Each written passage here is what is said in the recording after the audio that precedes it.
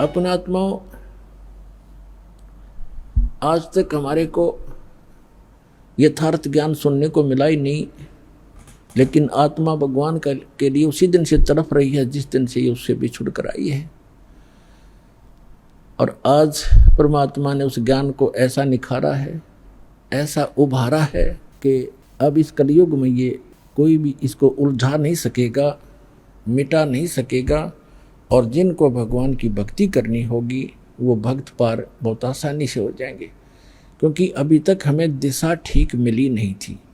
सभी मानते हैं, सभी संसार के जितने भी धर्म हैं सब मानते हैं परमात्मा एक है, लेकिन हमारे वर्तमान के धर्मगुरु हमारे धर्म ग्रंथों से ही परिचित नहीं हैं, और जिस कारण से हम अपना जीवन नाश कर रहे और भक्ति ना करके हम अपने मानव जीवन को व्यर्थ कर जाते हैं। फिर भूत पितर और ना जाने कैसे कैसे कष्ट उठाते हैं।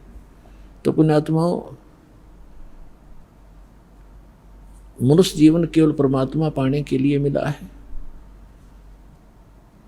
और जब तक हमें सतगुरु नहीं मिलेंगे, सच्चा ज्ञान नहीं मिलेगा और कंप्लीट कोर्स ऑफ वर्शिप नहीं मिलेगा, तब तक हम चाहे कितना प्रयत्न भी करें, भक्ति भी करें, दान भी करें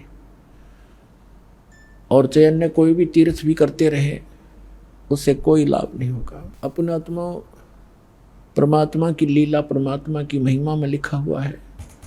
परमात्मा लीला भी ऐसे ही करते हैं और हमारे सदग्रंथ भी उसको सेकंड करते हैं, उसका प्रमाणित करते हैं, समर्थन करते हैं। क्योंकि हम जितने भी धार्मिक जो धर्म बने हुए हैं और जितने धार्मिक व्यक्ति हैं, प्रत्येक अपने अपने सदग्रंथों को सही सत्य मानते हैं। हिंदू धर्म के अनुयायी अपने पुराणों को, अपने वेदों को, अपनी श्रीमद् भगवत गीता को, इनको सबको कति सत्य मानते हैं और बिल्कुल सत्य हैं, लेकिन हमें ज्ञान उसके विपरीत प्राप्त है। ऐसे ही पवित्र मुसलमान धर्म के धर्मगुरु अपनी कुरान शरीफ को अद्वितीय बुक मानते हैं, अल्लाह का कलाम, भगवान का वर्ड, भगवान की वाणी मानते हैं, लेकिन वो उससे परिचित नहीं है। और इसी प्रकार पवित्र ईसाई धर्म के जितने भी व्यक्ति हैं, अपने पवित्र बाइबल 3 पवित्र बुकों का संग्रह है, जिसमें एक है तौरेत, दूसरी जंबूर और तीसरी इंजिल। इन तीनों को इकट्ठा जल्द करके इसको बाइबल कहा गया है।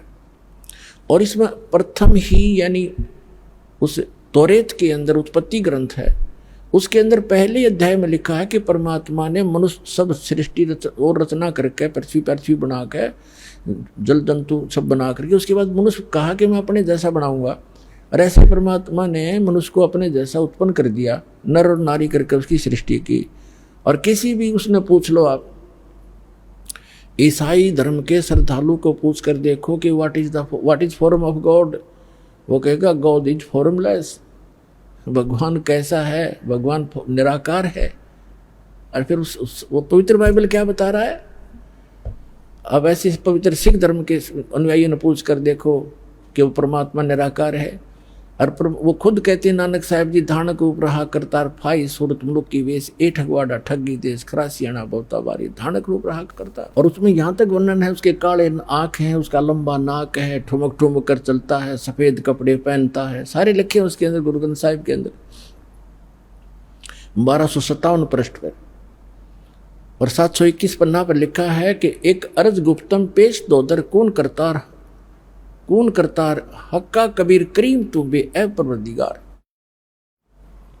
और 24 नंबर पृष्ठ पर लिखा है गुरु ग्रंथ साहिब में कि फाई सूरत मुलुक की वेश, ए ठगवाड़ा ठगी देश खरासियाना बहुता भारी, धानक रूप रहा करतार। और सभी ऐसे हिंदुओं से पूछ कर देखिएगा, पवित्र हिंदू धर्म के अनुयायियों को, और कहेंगे वो तो निराकार है भगवान। और श्री विष्णु जी की मूर्ति घर पे, और भगवान कैसा है? दिखा अपने समाधि में, अको तो निराकार है, दिखता थोड़ा ही प्रकाश दिखता है। तो हमारे सबका ये खिचड़ी ज्ञान था। हमारे सदग्रंथ सही बता रहे हैं कि परमात्मा साकार है, नर आकार है। और ऐसे मुसलमान धर्म के अनुयायी से पूछो, परमात्मा निराकार है, और फिर क्यों 7वें आसमान पर बैठा है? निराकार का खाक बैठेगा जब निराकार है? वो बॉडीलेस है, उसका कोई शरीर नहीं है, और फिर ऊपर बैठा 7वें आसमान पे, है कोई सिर पैर किसी का? तो पुण्यात्माओं, सौभाग्य आप सबका कि आपको ऐसा अनमोल जड़ी मिल गई है, ऐसा अनमोल ज्ञान मिल गया। अपना कल्याण कराओ, पीछा छुटवाओ। बोलो सतगुरुदेव की जय हो।